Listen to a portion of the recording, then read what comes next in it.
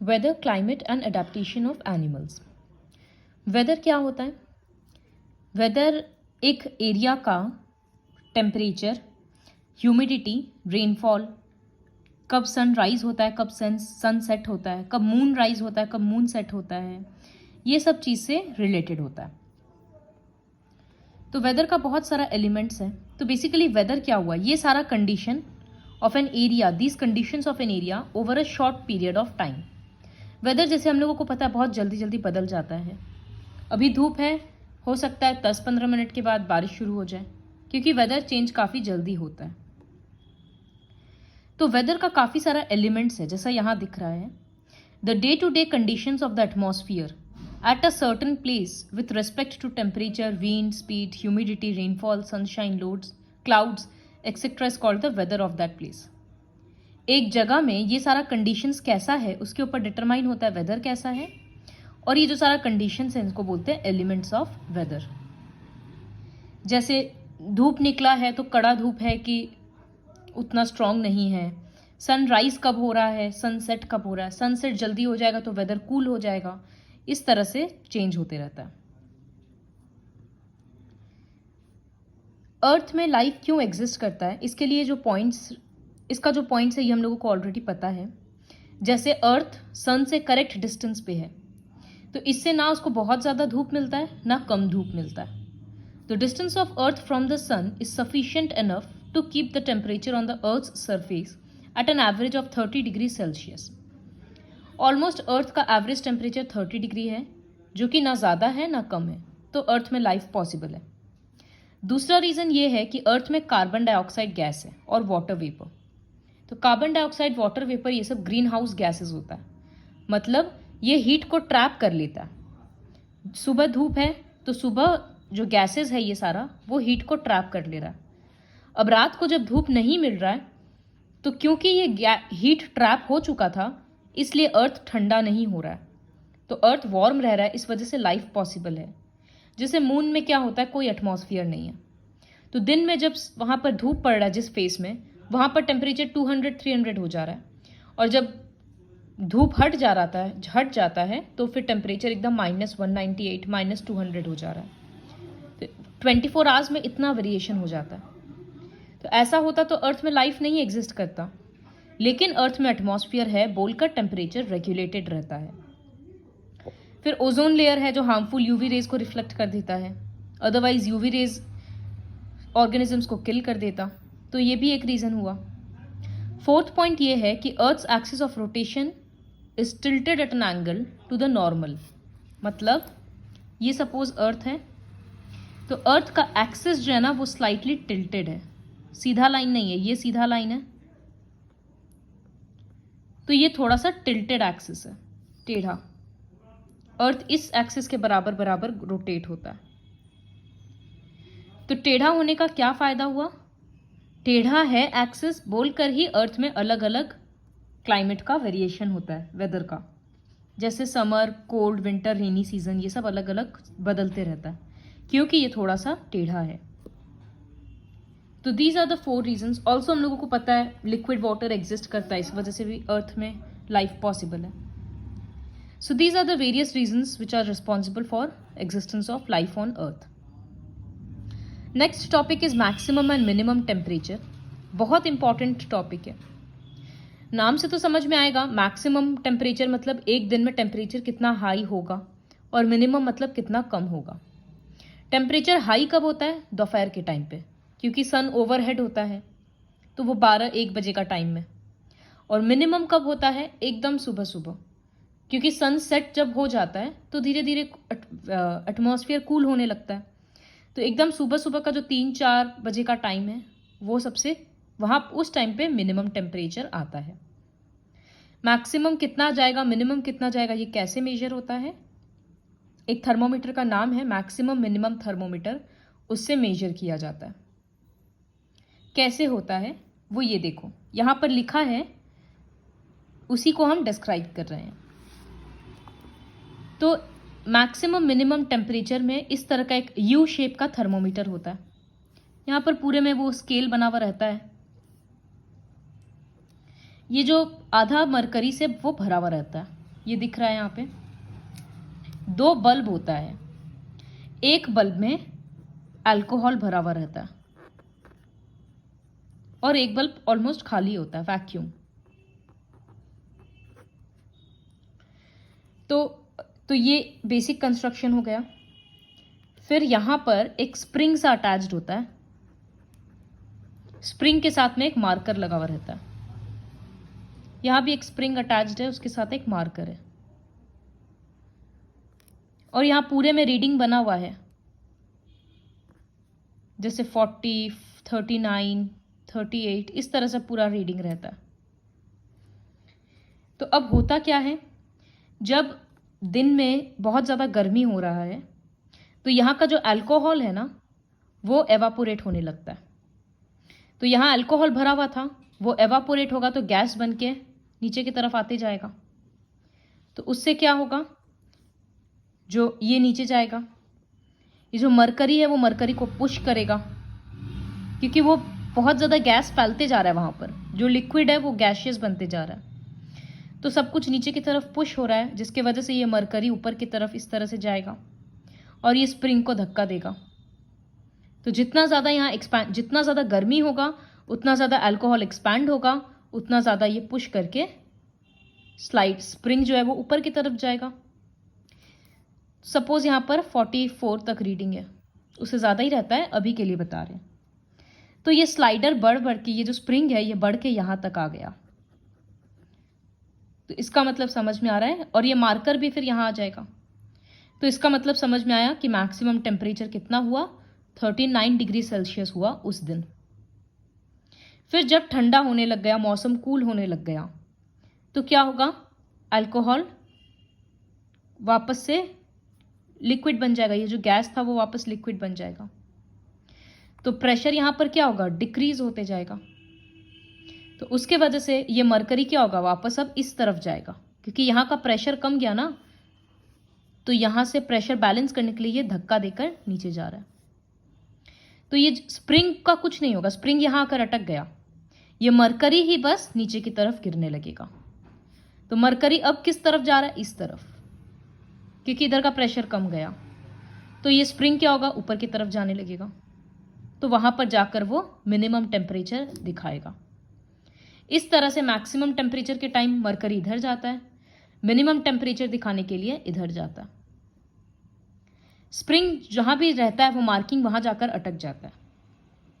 फिर next day जब नया रीडिंग लेना है तो मैग्नेट के हेल्प से दोनों स्प्रिंग को वापस नीचे लाया जाता है स्टार्टिंग पॉइंट पे। फिर जैसे जैसे दिन में गर्मी बढ़ते जा रहा है, अल्कोहल एवापोरेट होने लगेगा, वो इसको पुश करके उधर भेजेगा, तो स्प्रिंग ऊपर जाएगा।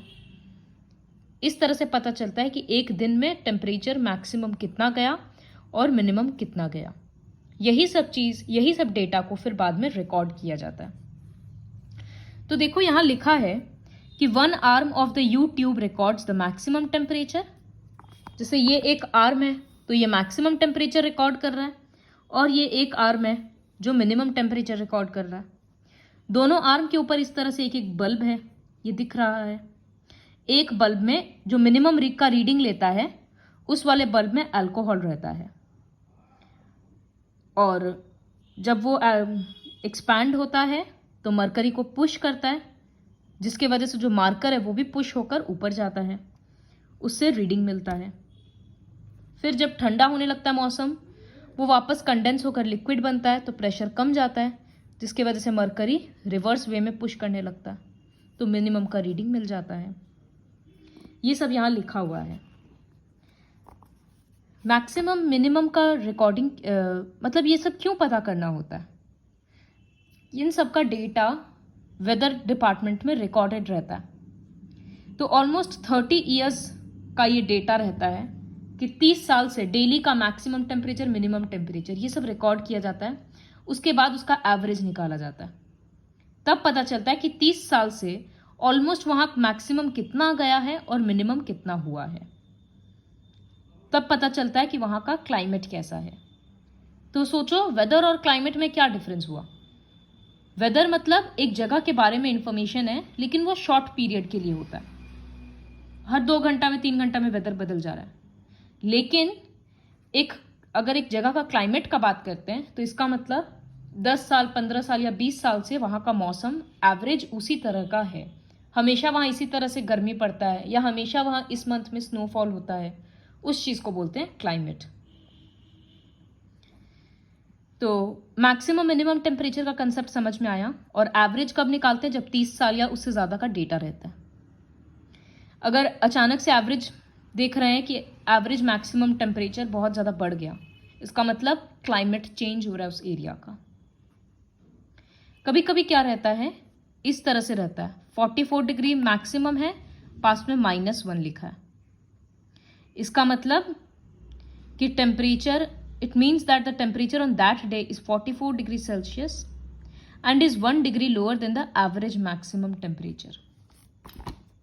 Suppose किसी जगह का एवरेज मैक्सिमम टेम्परेचर है 36 degree Celsius, average maximum temperature, और सपोज पटना का,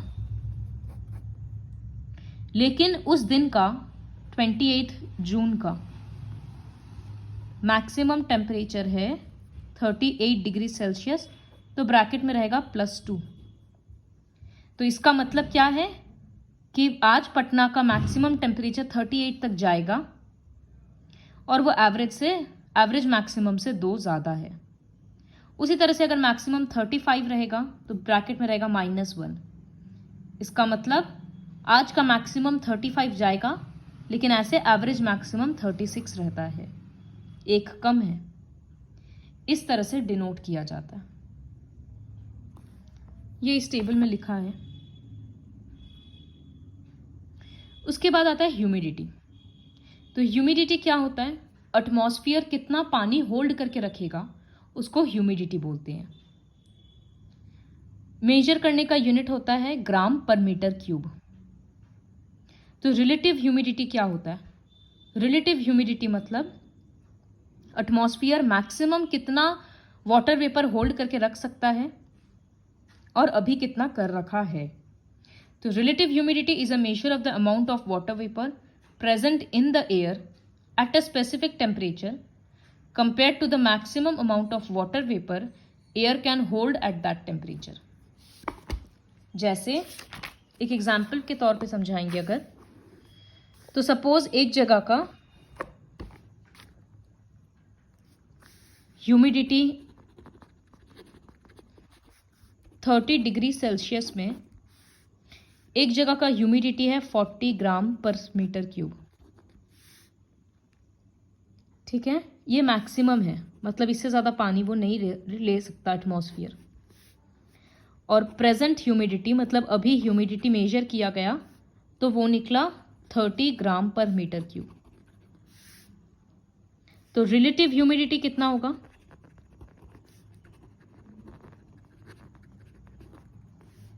अभी कितना है 30 बाई वो कितना होल्ड कर सकता है 40% लाने के लिए ऊपर में 100।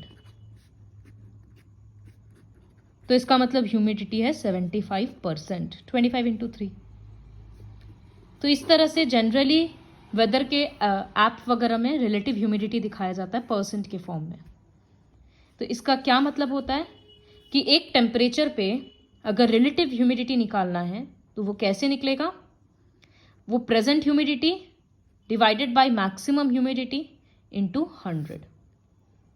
मैक्सिमम ह्यूमिडिटी मतलब उस टेम्परेचर पे वो एटमॉस्फेयर इससे ज़्यादा पानी नहीं रख सकता है, इससे ज़्यादा वाटर वेपर। प्रेजेंट ह्यूमिडिटी मतलब अभी एटमॉस्फेयर में कितना वाटर वेपर है। जितना ज़्यादा ह्यूमिडिटी होगा उतना ज़्यादा गर्मी लगेगा। सपोज 2 प्लेस है, प्लेस ए और प्लेस बी। दोनों जगह पे टेम्परेचर है 32 डिग्री सेल्सियस। एक जगह पे ह्यूमिडिटी है 60%, रिलेटिव ह्यूमिडिटी RH लिखे हैं, और एक जगह का रिलेटिव ह्यूमिडिटी है 75%। तो दोनों जगह का टेम्परेचर तो सेम है, फिर गर्मी कम बेसी नहीं होना चाहिए, लेकिन यहां पर हम लोगों को ज़्यादा हॉट लगेगा, मोर हॉट। वाई? क्योंकि ह्यूमिडिटी ज़्यादा है तो पसीना अगर आ रहा है तो वो जल्दी से सूख नहीं रहा, क्योंकि एटमॉस्फेयर में ऑलरेडी बहुत पानी है तो वो वाटर वेपर और नहीं ले रहा। लेकिन अगर ह्यूमिडिटी कम होता है तो जितना भी स्वेटिंग होता है, स्वेट, वो जल्दी जल्दी एवापोरेट हो जाता है, क्योंकि एटमॉस्फेयर अभी अच्छे से पानी ले सकता है। और एवापोरेशन, अगर पसीना सूखता है तो उसके बाद एक कूलिंग इफेक्ट आता है, एवापोरेशन के बाद बॉडी कूल होता है। तो इसी वजह से अगर टेम्परेचर हाई है तो भी अगर ह्यूमिडिटी कम है तो गर्मी कम लगेगा। इसीलिए अगर धूप में बहुत ज़्यादा बारिश हो जाता है तो गर्मी और ज़्यादा लगता है, क्योंकि एक तो धूप है मतलब टेम्परेचर हाई है, ऊपर से बारिश होने के कारण एटमॉस्फेयर में ह्यूमिडिटी हो जाता है, ह्यूमिड हो जाता है एकदम, इस वजह से। तो ये सब बात यहाँ पर लिखा हुआ है। रिलेटिव ह्यूमिडिटी मेजर करने के लिए एक इंस्ट्रूमेंट होता है जिसको बोलते हैं हाइग्रोमीटर या फिर साइक्रोमीटर। उसमें 2 थर्मोमीटर होता है इस तरह से। एक का जो बल्ब है वो वेट होता है और एक का जो बल्ब है वो ड्राई होता है। सपोज ये एक थर्मोमीटर है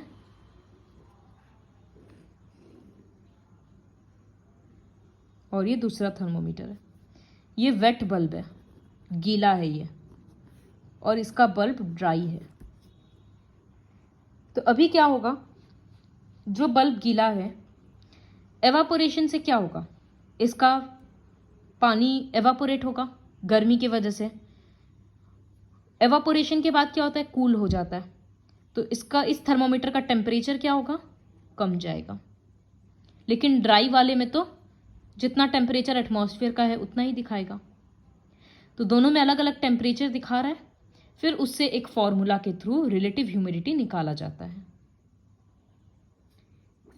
नेक्स्ट टॉपिक इज रेनफॉल। एक जगह पे कितना रेनफॉल हो रहा है वो डिटरमाइन करने के लिए इंस्ट्रूमेंट होता है, रेन गॉज बोलते हैं। मिलीमीटर के टर्म्स में बारिश दिखाया जाता है, जैसे सेंटीमीटर, मीटर, डेसीमीटर होता है, वैसे मिलीमीटर। तो कितने सारे बुक्स में लिखा हुआ रहता है कि यहाँ 200 मिलीमीटर रेनफॉल है, यहाँ पर 50 मिलीमीटर है, इस तरह से। तो अगर हाई ह्यूमिडिटी है हवा में और टेम्परेचर अचानक से अगर कम जाता है तो वो सारा पानी, ह्यूमिडिटी है मतलब क्या, एटमॉस्फेयर में वाटर वेपर है, टेम्परेचर कम हो जाएगा तो वो वाटर वेपर कंडेंस होकर लिक्विड बनेगा। वो ड्रॉप्स लिक्विड का जॉइन होकर क्लाउड बनेगा, क्लाउड हैवी हो जाएगा तो वो बारिश के तौर पे गिर जाएगा। और अगर टेम्परेचर बहुत ही कम हो गया तो वो पानी क्लाउड के अंदर जम के बर्फ बन जाएगा, फिर रेनफॉल के बदले स्नोफॉल होगा। ये तो पता है। तो ये सारा था वेदर के बारे में, वेदर का अलग अलग एलिमेंट्स के बारे में और अलग अलग थर्मोमीटर कैसे काम आता है उसके बारे में। नेक्स्ट टॉपिक है क्लाइमेट। तो क्लाइमेट मतलब वेदर ही होता है, लेकिन जैसा कि बताया वेदर जल्दी जल्दी बदलता है। एक जगह का क्लाइमेट मतलब 25-30 साल तक उसका वेदर कैसा रहा, उस डेटा के बेसिस पे बताया जाता है कि उस जगह का क्लाइमेट कैसा है। क्लाइमेट बहुत हद तक लोकेशन, लैटिट्यूड पे भी डिपेंड करता है। जैसे ये अर्थ है, बीचों बीच इक्वेटर ड्रॉ किया हुआ है, तो इक्वेटर के आसपास 23.5 डिग्री नॉर्थ और 23.5 डिग्री साउथ, इसको बोलते हैं टॉरिड जोन। ये पहले भी पढ़ा हुआ है। यहाँ पर सबसे ज़्यादा धूप रहता है तो टेम्परेचर सबसे ज़्यादा हाई रहता है। उसके बाद आता है temperate, 23.5 degree north to 66.5 degree north, और यहाँ 23.5 degree north south to 66.5 degree south. इन दोनों रीजन को बोलते हैं टेम्परेट जोन।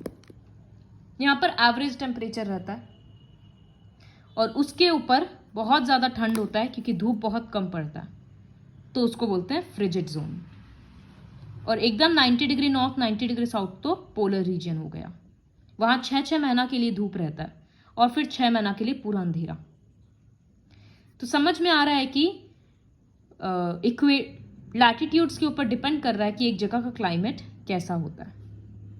फिर अलग अलग और भी फैक्टर है। सी लिखा, प्रॉक्सिमिटी टू द सी, समुद्र से कोई जगह कितना पास है उस पर डिपेंड करता है कि ठंड होगा, गर्मी होगा कि क्या होगा। अगर कोई जगह सी के पास होता है तो वहाँ पर ना ज़्यादा गर्मी ना ज़्यादा ठंड होता है, मॉडरेट क्लाइमेट होता है। और जैसे जैसे सी से दूर जाते जाएंगे क्लाइमेट एक्सट्रीम होते जाएगा, मतलब या तो बहुत ठंड या बहुत गर्मी। जैसे दिल्ली है, बहुत ठंड में वहाँ पर काफ़ी ठंड पड़ता है, गर्मी में वहाँ बहुत गर्मी रहता है, तो वो एक्सट्रीम क्लाइमेट हो जाता है। जैसे हम लोग 300 फीट ऊपर जाते जाएंगे टेम्परेचर 1 डिग्री से कम होते जाएगा। तो इसीलिए माउंटेन्स में टेम्परेचर कम होता है, क्योंकि वो हाइट पे होता है, तो वहाँ ठंड ज़्यादा होता है। एक जगह का क्लाइमेट रेनफॉल पे भी डिपेंड करता है। तो रेनफॉल में एक इंटरेस्टिंग पार्ट ये है, रेनफॉल कैसे होता है वो सब तो पूरा पता है। सपोज यहाँ पर माउंटेन है और यहाँ इस तरह से क्लाउड्स है, तो पहाड़ कभी कभी इतना ऊंचा होता है कि क्लाउड्स को एक तरफ रोक देता है, तो अब सारा बारिश क्या होता है ना, इधर ही हो जाएगा, स्नोफॉल रेनफॉल जो भी है। तो इसको बोलते हैं विंडवर्ड साइड। दूसरा साइड या तो बहुत कम बारिश होता है, कुछ कुछ क्लाउड्स उधर चला जाता है, और या फिर बारिश होता ही नहीं है, तो इसको बोलते हैं लीवर्ड साइड। ये यहां पर लिखा है कि mountains trap rainfall from moisture laden winds. ये विंड्स जब माउंटेन को हिट करता है तो थोड़ा सा ऊंचा हो जाता है और ऊपर में जाके बाद में बारिश कर देता है या फिर स्नोफॉल देता है। जिस साइड में बारिश हो रहा है उसको बोलते हैं विंडवर्ड। फिर कभी कभी क्लाउड्स और हल्का होकर ऊपर चला जाता है तो इधर पार हो जाएगा तब, लेकिन जब तक क्लाउड यहाँ पहुंचेगा तब तक तो ज़्यादा बारिश हो चुका होता है। तो अब क्लाउड्स के पास पानी बहुत कम है, तो थोड़ा बहुत पानी वो इस साइड में दे देता है, तो लीवर्ड साइड जनरली सूखा पड़ जाता है। जैसे वेस्टर्न घाट्स, तो मुंबई जो है ना वो वेस्टर्न, अगर ये हम साउथ इंडिया का इस तरह से दिखाएंगे, फिर यहाँ गुजरात एंड ऑल है, तो वेस्टर्न घाट्स यहाँ पर है। तो जो यहाँ से बारिश लेकर पानी मॉइस्चर आ रहा है, विंड मॉइस्चर लेकर आ रहा है, वेस्टर्न घाट्स में पहाड़ है, तो बारिश क्या हो रहा है इस साइड में हो जा रहा है, और जब तक क्लाउड्स उधर क्रॉस करेगा थोड़ा बहुत क्लाउड्स, तब तक बारिश क्या होगा उसमें से कम हो जाएगा। तो मुंबई वेस्टर्न घाट्स के लेफ्ट साइड में ही है, इसलिए मुंबई में बहुत बारिश होता है, और पुणे राइट साइड में पड़ता है तो वहां पर बारिश कम होता है। फिर अगर हवा का डायरेक्शन पे भी डिपेंड करता है, जैसे अगर विंड ओशन या सी बोल सकते हैं, ओशन या सी से लैंड की तरफ जाएगा तो वो अपने साथ मॉइस्चर लेके जाएगा तो बारिश होगा। और ठंड में क्या होता है, हवा माउंटेन्स से फ्लो होता है, माउंटेन से हवा लैंड की तरफ आता है, नॉर्थ की तरफ से हिमालय की तरफ से हवा आता है। तो हिमालय में ऐसे ओशन या सी थोड़ी ना है, तो वहां से ड्राई विंड्स फ्लो करता है। तो अगर सी से हवा आएगा तो वो मॉइस्चर लेकर आएगा तो मॉइस्ट होगा, और अगर माउंटेन से फ्लो करेगा तो वो ड्राई विंड्स फ्लो करेगा। ये सब भी बहुत अलग अलग फैक्टर्स होता है। तो ये सब कुछ था वेदर और क्लाइमेट के बारे में, बहुत इंपॉर्टेंट पोर्शन था। अब है अडेप्टेशन। तो अलग अलग एनिमल्स को अलग अलग जगह में रहने का आदत डालना पड़ता है, उसी को बोलते हैं adaptation of animals to climate. जैसे डेजर्ट में क्लाइमेट एकदम हॉट एंड ड्राई है, लेकिन अंटार्कटिका में तो उतना ही ठंड है। अब कैमल एकदम गर्मी की जगह में रह रहा है, पेंगुइन एकदम ठंड में रह रहा है, तो सब अपने अकॉर्डिंग एडजस्ट कर रखा है। पोलर रीजन्स जो नॉर्थ पोल और साउथ पोल है, वहाँ मैक्सिमम टाइम पूरा बर्फ से ढका हुआ रहता है। टेम्परेचर ठंड में -37 डिग्री तक चला जाता है सेल्सियस। सनराइज वहाँ पर 6 महीना लगातार सन रहता है और 6 महीना पूरा अंधेरा रहता है। तो एनिमल्स को भी उस टाइप के कंडीशन में रहने का आदत डालना पड़ता है, उसी को बोलते हैं अडेप्टेशन। ट्रॉपिकल रीजन में क्या होता है, बहुत बारिश और बहुत गर्मी, तो फिर वहाँ के एनिमल्स का अलग हैबिटेट होता है। एक एक करके पढ़ते हैं। पोलर रीजन में जैसे पोलर बियर और पेंगुइन है, तो पोलर बियर का क्या क्या अडेप्टिव फीचर्स हैं। उसका बॉडी वाइट कलर का फर का होता है, वाइट होने से वो स्नो में इजीली छुप पाता है। अगर उसका कोई भी दूसरा कलर होता, ब्लैक ब्लू रेड कुछ भी, तो क्या होता, बर्फ में वो तुरंत दिख जाता, तो इस वजह से उसको कोई भी दूसरा एनिमल बहुत जल्दी स्पॉट करके मारता। तो इस वजह से उसका बॉडी, उसका जो फर है वो वाइट कलर का है। उसके बाद उसका फर का 2 लेयर्स है, तो इससे उसको प्रोटेक्शन मिलता है एक्सट्रीम कोल्ड से, उसकी जो बॉडी का हीट है वो एस्केप नहीं होता। फिर फर के साथ साथ एक फैट का भी एक थिक लेयर है। उसका जो नॉस्ट्रिल्स है वो उसको बंद कर सकता है, तो बंद करके वो क्या करता है, पानी के अंदर में चला जाता है। काफ़ी लंबे टाइम तक वो पानी के अंदर रह सकता है क्योंकि उसका नाक बंद हो जाता है। उसका सेंस ऑफ स्मेल बहुत स्ट्रांग होता है पोलर बियर्स का, तो वो लोग बहुत दूर से अपने प्रे को स्मेल कर लेते हैं। जो पॉज है उसका पैर है वो फ्लैट होता है और चौड़ा होता है, तो बर्फ में चलने में ईजी होता है। क्लॉज है, जो नेल्स वगैरह होता है वो शार्प होता है ताकि बर्फ को टाइटली पकड़ सके, ग्रिप के लिए, स्लिप नहीं हो। और जो ईयर्स होता है वो काफ़ी छोटा होता है ताकि बॉडी से जो हीट है वो बाहर ज़्यादा नहीं आए। तो ये सारा अडेप्टेशन उसके पास है, तभी जाकर वो इतना एक्सट्रीम कंडीशन में सर्वाइव करता है। ठीक इसी तरह से पेंगुइन का अडेप्टेशन से अगर देखेंगे तो सामने से बॉडी वाइट कलर का होता है ताकि उसको स्नो के अगेंस्ट प्रोटेक्शन मिले। स्किन का थिक लेयर होता है और उसके अंदर फैट होता है प्रोटेक्शन के लिए। बॉडी स्ट्रीमलाइंड होता है, स्ट्रीमलाइन मतलब जो फिश का शेप होता है या एरोप्लेन का शेप होता है ना, उस टाइप का। तो इससे क्या होता है, स्विमिंग करने में इजी होता है। तो penguins are very good swimmers. और जैसे पोलर बियर का ईयर्स छोटा होता है वैसे ही पेंगुइन्स का भी ईयर्स छोटा होता है ताकि बॉडी का हीट अंदर ही रहे। बर्ड्स का क्या अडेप्टेशन है, बर्ड्स का फेदर होता है जो उनकी बॉडी को प्रोटेक्ट करता है ठंड से। For survival birds must remain warm. तो अगर किसी जगह पे बहुत ज़्यादा ठंड पड़ता है ना, तो बर्ड्स क्या करती है, दूसरे जगह पे चली जाती है। जैसे बहुत ज़्यादा ठंड होता है सराउंडिंग रीजन्स में, तो फिर कितनी सारी बर्ड्स राजस्थान की तरफ आ जाती है। इस टाइप के बर्ड्स को माइग्रेटरी बर्ड्स बोलते हैं। साइबेरिया से बर्ड्स राजस्थान आ जाती है गर्मी में। तो ये था इनका। फिर डेजर्ट में रहने वाले एनिमल्स का क्या अडेप्टेशन होता है। ब्राउन कलर का बॉडी होता है क्योंकि आसपास का कलर से मैच करने के लिए। आई लैशेस काफ़ी लॉन्ग होता है कैमल का जैसे, क्योंकि यहाँ पर जो धूल उड़ता है वो उनकी आंख में नहीं जाता। नॉस्ट्रल्स को भी वो लोग क्लोज कर लेते हैं अगर तूफान चल रहा है तो, ताकि धूल मट्टी नेसल कैविटी में ना जाए। कैमल का इस तरह से हम्प होता है फूड और वाटर स्टोर करने के लिए, क्योंकि डेजर्ट में तो खाना और पानी काफ़ी मंथ्स तक नहीं भी मिल सकता है। कैमल एक बार में 40 लीटर्स ऑफ वाटर तक ड्रिंक कर सकता है और वो अपने बॉडी में स्टोर कर लेगा, फिर धीरे धीरे उसको यूज़ मिलेगा। उसका लिप्स काफ़ी थिक होता है ताकि वो कैक्टस इस टाइप का प्लांट्स भी खा सके बिना अपने आप को चोट लगाए। और जो फीट होता है वो वेल पैडेड होता है, जैसे कि कैमल का देखा हुआ होगा। अगर हम लोग सैंड में चलते हैं तो पैर अंदर घुस जाता है, लेकिन इनका नहीं चलता है क्योंकि नेचुरली उनका पैर उस तरह से डिज़ाइन किया हुआ है। तो ये डेजर्ट एनिमल्स का अडेप्टेशन हुआ। उसके बाद ट्रॉपिकल रेन फॉरेस्ट में जो एनिमल्स रहते हैं वो कैसे अडेप्ट करते हैं। तो ट्रॉपिकल रेन फॉरेस्ट मतलब वहाँ बहुत बारिश होगा, बहुत गर्मी होगा, तो वहाँ फॉरेस्ट बहुत डेंस होता है। मैक्सिमम लिविंग मतलब एनिमल्स का स्पीसीज, इंसेक्ट्स का स्पीसीज वहाँ मिलता है। तो फूड का काफ़ी कंपटीशन रहता है क्योंकि इतना सारा जानवर, बर्ड्स है, एनिमल्स है, इंसेक्ट्स है, सबको खाना खाना है।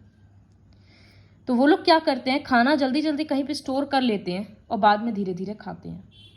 जैसे टोकोटुकॉन बोलकर एक बर्ड है, टुकॉन यहाँ दिख रहा है, इसका कितना बड़ा बीक है।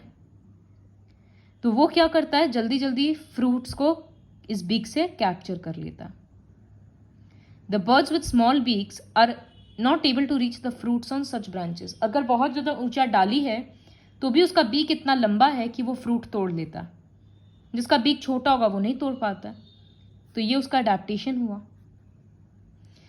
रहने के लिए मैक्सिमम ऑर्गेनिजम्स पेड़ पे ही रहता है। जैसे रेड आइड फ्रॉग, तो पेड़ पे रह रहा है तो पैर वगैरह एकदम स्टिकी होता है ताकि पेड़ पकड़े ब्रांच अगर तो गिर ना जाए। तो स्टिकी पैड्स होता है फीट में, तो वो लोग तुरंत एक पेड़ से दूसरे पेड़ पर उछल लेता है। मंकी के पास क्या होता है, उसका टेल होता है एकदम लंबा ताकि ब्रांच को वो पकड़ पाए। दूसरा अडेप्टेशन क्या है, सेंसिटिव हियरिंग होता है, आई साइट शार्प होता है, स्किन मोटा होता है और स्किन का कलर इस तरह का होता है कि वो आसपास के पेड़ पौधा से मिक्स हो जाए कैमोफ्लेज हो जाएगा, उसको कैमोफ्लेजिंग बोलते हैं। तो जल्दी से दूसरा जानवर उसको ढूंढ नहीं पाता। जो बिग कैट्स होते हैं जैसे लायन, टाइगर, ये सब, उनका हियरिंग बहुत सेंसिटिव होता है। जो बियर्ड एप्स होता है जैसे लायन टेल्ड मकाओ, वो लोग इंडिया में ट्रीज में रहते हैं, तो एक सिल्वरी वाइट मेन होता है।